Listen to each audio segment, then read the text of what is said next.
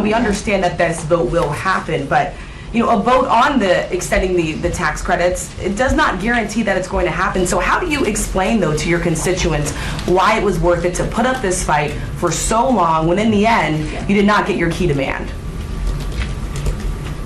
Because it wasn't working.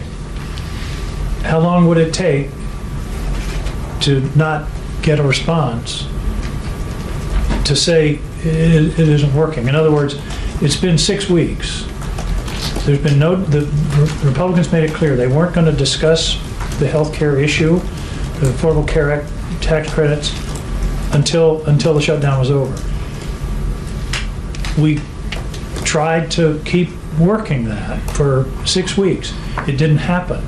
The vote that we have, there's not a guarantee for sure. It's more of a guarantee.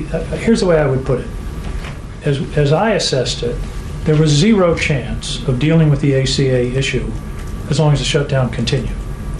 Now, I don't know, 50-50, but there's a lot better chance now than there was this morning, because nothing was happening and there was no evidence that another week or another 2 weeks or Thanksgiving or Christmas was suddenly the Republicans were going to come to us and say, oh, we want to now talk about the ACA. If they weren't going to do it by now, what's going to change in the next 2 weeks that's going to make them do it? And that was really the assessment. Again, I would say, right, as of this morning, there was a zero chance of having a work on the ACA. Now there's a measurable chance. Will it be everything that everybody wanted? No, because we need 60 votes. And so there's going to be a negotiation. But Republicans have already started saying, well, here, if you did this or did that, maybe we can get there. So I would take a reasonable chance against no chance every day, and and the other piece is, and we didn't really emphasize this. There are 3 important appropriations bills in this that would lock in SNAP for the rest of the year at a very substantial rate, plus other benefits. Veterans funding is guaranteed if we can get these 3 bills through. So there's a plus on that. And I think the odds are that we have a better chance of doing something about the ACA than we did not going into this. At some point, you have to decide, what is the best strategic step forward. And we believe that the evidence is that what we were doing wasn't working, and therefore, let's try something else. And the real question is, why would a president of the United States pit hungry children against sick children? And that is what President Trump has done. I mean, this is outrageous. We can't reach agreement on government funding, so the government shuts down, and even though the law is clear that he could fund SNAP benefits during the shutdown, he did not. And then he also said, and by the way, I don't really care if people's health insurance premiums get so high they can't afford their care. That's on Donald Trump. My vote today was to do 2 things, both equally morally important and imperative.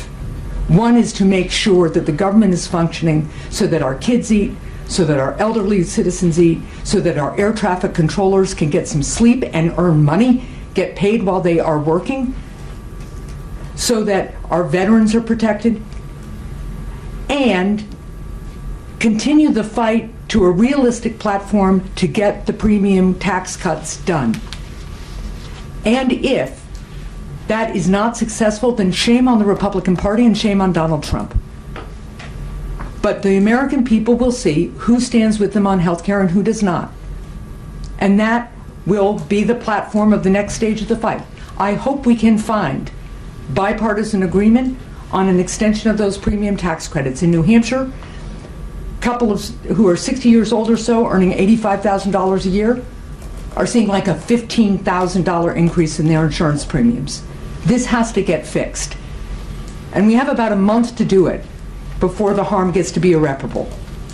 And again, if the Republicans can't come to the table and do something reasonable on this, and make sure that people can afford their health care and that the whole private commercial market also doesn't see skyrocketing increases, then shame on them.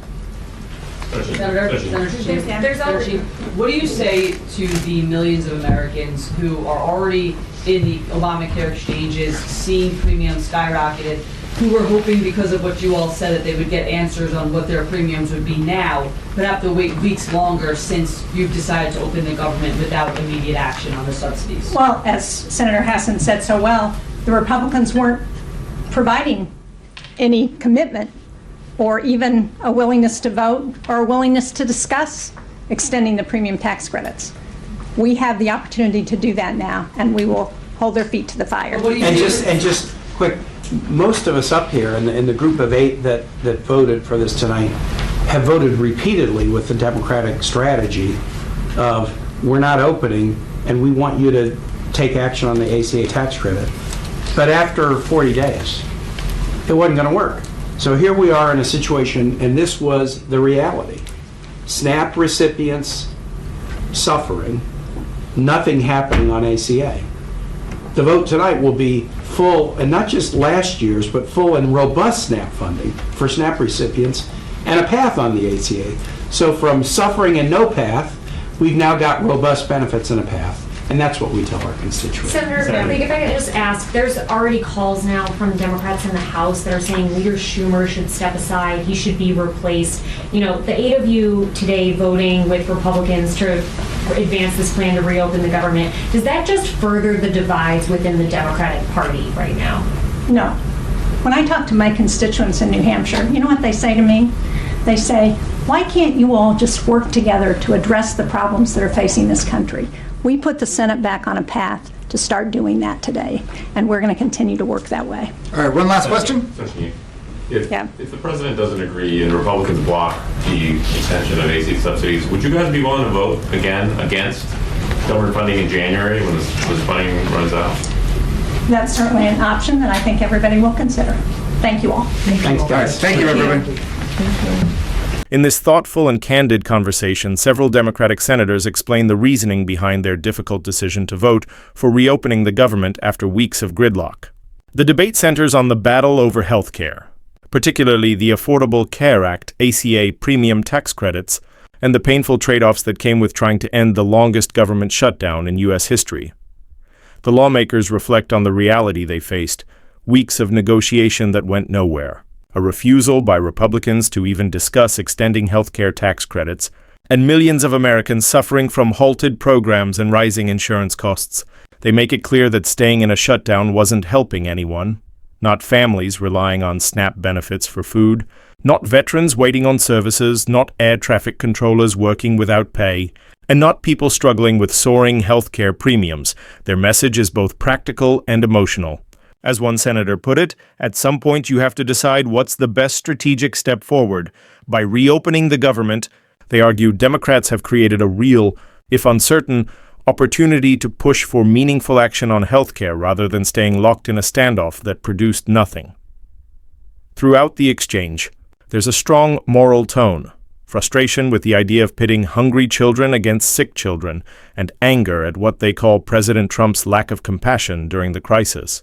The senators emphasize that their votes were about doing what's right, ensuring people can eat, veterans are protected, and essential workers are paid, all while continuing to fight for affordable health care. As questions from reporters highlight divisions within the Democratic Party, the senators stand firm in their belief that cooperation, not endless confrontation, is the only way forward. They acknowledge the risks but see this as a necessary reset, a chance to restore function to government and renew hope for progress. Ultimately, this discussion captures a defining moment of political realism and moral conviction, a moment when doing what's right now may be the only way to reach what's right in the end.